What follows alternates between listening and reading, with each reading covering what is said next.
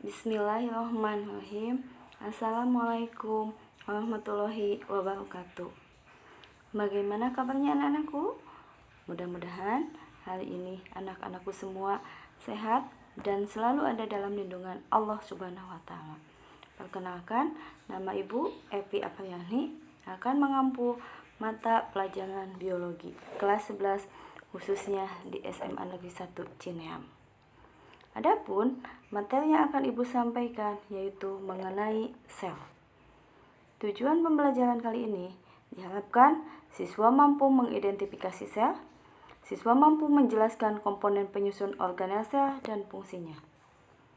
Sel merupakan unit struktural terkecil dari makhluk hidup.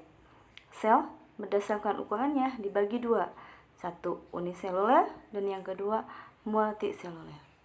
Berdasarkan membran intinya, sel dibagi dua, satu prokariotik yang tidak mempunyai membran inti dan eukariotik yang sudah memiliki membran inti.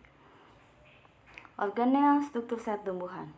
Organel struktur sel tumbuhan berbeda dengan organel struktur sel hewan. Perbedaannya yang hanya dimiliki oleh sel tumbuhan yaitu dinding sel, kloroplas, dan vakuola. Sedangkan yang hanya dimiliki oleh sel hewan yaitu sentriol dan lisosom. Baiklah, kita bahas satu persatu bagian-bagian organel sel. Yang pertama, membran sel, fungsinya sebagai reseptor. Yang kedua, mengatur keluar masuknya sel. Dan yang ketiga, sebagai pelindung. Membran sel ini strukturnya terdiri dari lipoprotein, yaitu lipid dan protein, dan bersifat semi-permeable. Artinya, membran sel ini hanya dimelalui oleh zat-zat tertentu saja.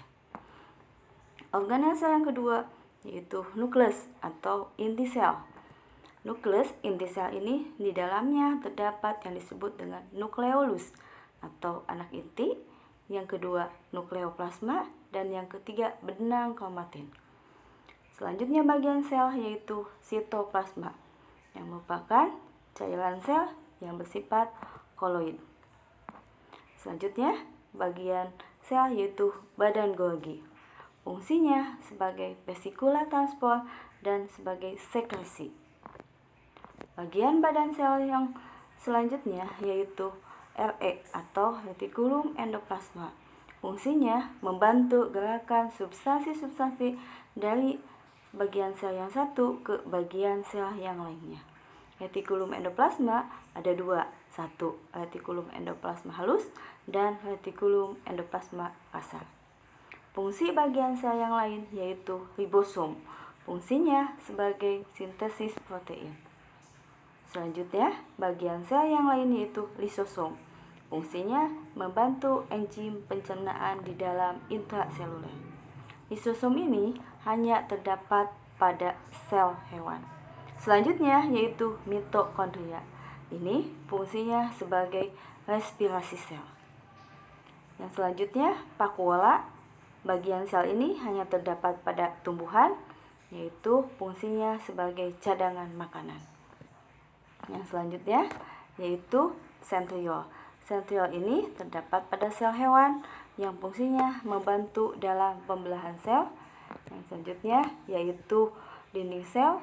Ini hanya terdapat pada tumbuhan, fungsinya memberikan bentuk yang tetap pada tumbuhan.